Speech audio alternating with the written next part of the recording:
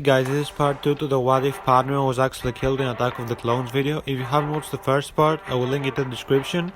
And anyways, without any further ado, leave a like on the video, maybe a comment, and make sure you subscribe. And with that, let's get into the video.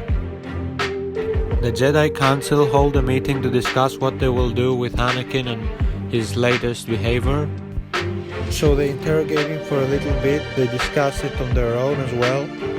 And they come to the conclusion that it's best not to expel him or punish him, but it's gonna be great if he can do daily meditation sessions with Master Yoda, so he can really clear his mind and his emotions, and something like this doesn't happen in the future.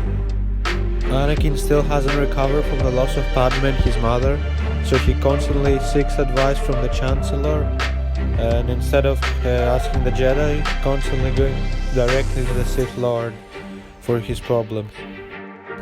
Now this makes Palpatine very happy, because he can play a direct role in manipulating Anakin to hate the Jedi and to turn him more to his side. Now that Count Dooku is dead, Sidious must find a new apprentice, so he decides to go back to Darth Maul and teach him the ways of the Force again.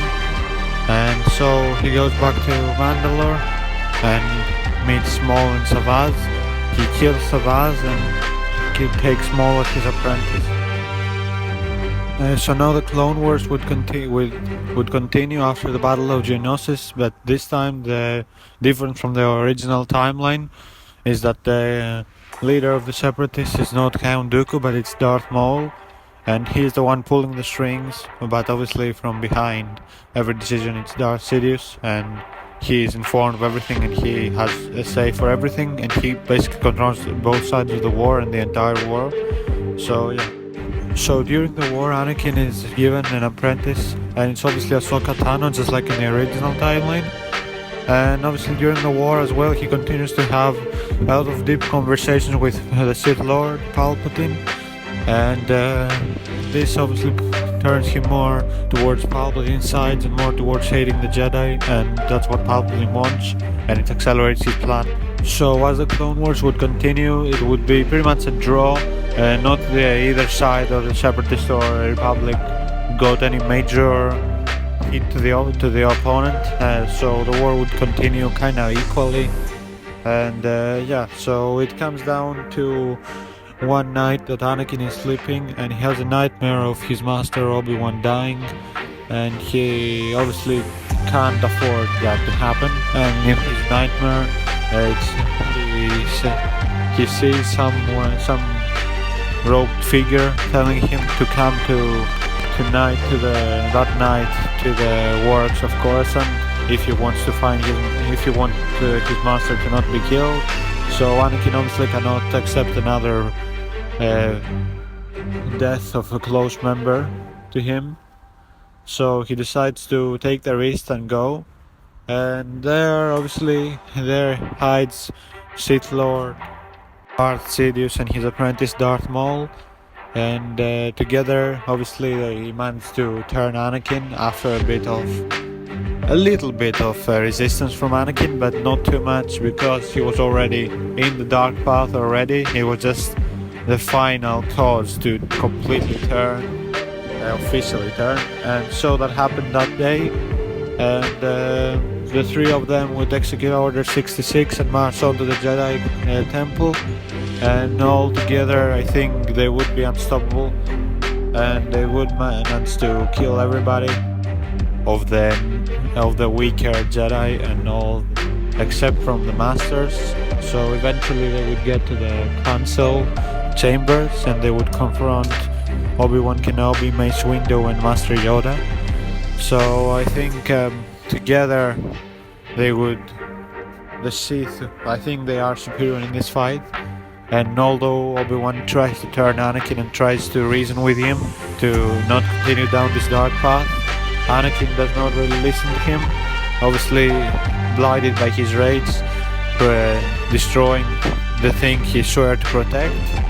And yeah, so the Sith eventually emerged victorious after a long duel, and after that Sidious kills Darth Maul stating that there could only be one true apprentice, and that will be the chosen one, Darth Vader now, before Anakin Skywalker. And so that happened, and Palpatine would reform the Senate into a galactic empire, and he would become the Emperor with Darth Vader as his right-hand man. Darth Vader would become super powerful.